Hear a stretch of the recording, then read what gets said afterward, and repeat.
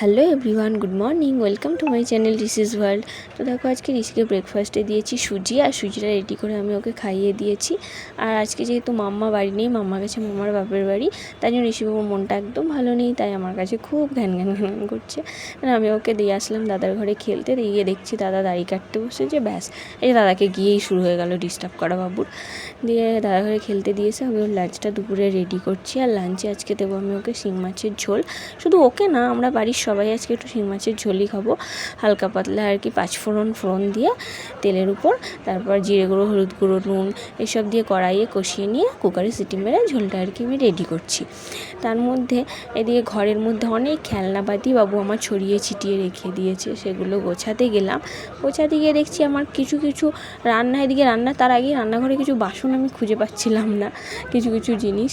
তো তারপরে গিয়ে দেখছি না, আমার সোনাই যা খেলতে নিয়েছে। দেখো, সব কিছু বাসন এখান থেকে খুঁজে বার করলাম। দেন আমি ওর লাঞ্চটার উপরে দিয়ে দিলাম।